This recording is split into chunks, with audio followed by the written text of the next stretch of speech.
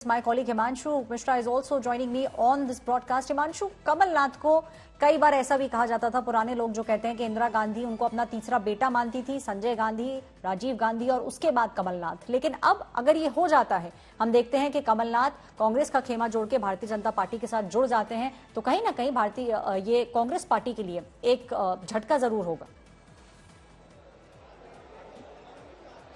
देखिए, बिल्कुल कांग्रेस के लिए झटका ही नहीं, ये वैसा झटका होगा कि जैसे जोर से लगा हुआ झटका। आपने कहा कि इंदिरा गांधी उन्हें अपना तीसरा बेटा मानती थी, संजय गांधी और राजीव गांधी के बाद, ये सही है। लेकिन कई बार ऐश्वर्या ऐसा भी होता है राजनीति में कि माँ किसी और पार्टी में होती है, बेटा किसी और पार्टी में होता है।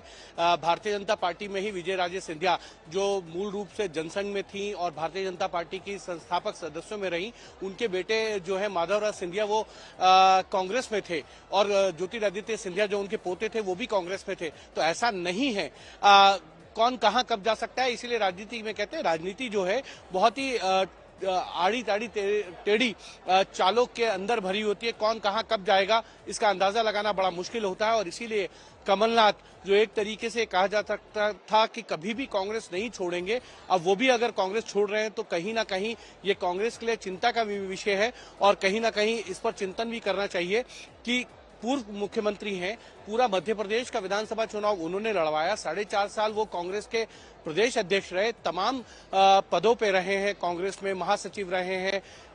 कांग्रेस की कोई भी सरकार रही हो उसमें वो केंद्र सरकार में मंत्री रहे हैं पिछले कई दशकों के अंदर। तो ऐसा नहीं है, कांग्रेस पे कमलनाथ का कद बहुत बड़ा है। अगर वो छोड़ के जा रहे हैं तो ये कांग्रेस को चिंता करनी ही पड़ेगी।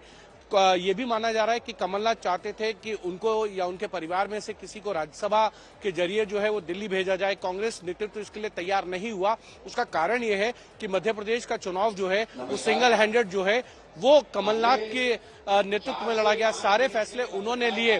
तो उसी लिए कांग्रेस ये कहती है कि अगर कांग्रेस वहां हारी है तो इसकी जिम्मेदारी कमलनाथ की है। और ऐसे में पार्टी किसी दूसरे नेता को जो है राज्यसभा भेजना चाहती थी, और इसीलिए अशोक सिंह को जो है राज्यसभा का उम्मीदवार बनाया गया कांग्रेस की तरफ से। इसी को लेकर कमलनाथ भी नाराज है, उनका पूरा परिवार भी नाराज है।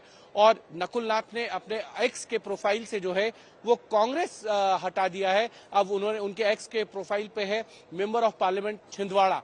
तो ऐसे में सबसे बड़ा सवाल यह है कि अगर कमलनाथ आ जाएंगे तो कांग्रेस का जो मध्य प्रदेश में सबसे मजबूत गढ़ है छिंदवाड़ा, जहां 2019 के अंदर भारतीय जनता पार्टी जीत नहीं पाई थी, जबकि 29 में से 28 सीटें जीत गई थी। छिंदवाड़ा को भारतीय जनता पार्टी जो है उस कांग्रेस के किले को भेद नहीं पाई थी। अब अगर कमलनाथ आते हैं तो मध्य प्रदेश में ही नहीं बल्कि इसका पूरा असर जो है वो कांग्रेस के कार्यकर्ताओं के मनोबल पे भी पड़ेगा। क्योंकि पिछले दिनों में अशोक चौहान और अब जो है कमलनाथ अगर कांग्रेस में शामिल हो रहे हैं, दोनों पूर्व मुख्यमंत्री हैं, बड़े नेता हैं अपने अपने प्रदेशों के।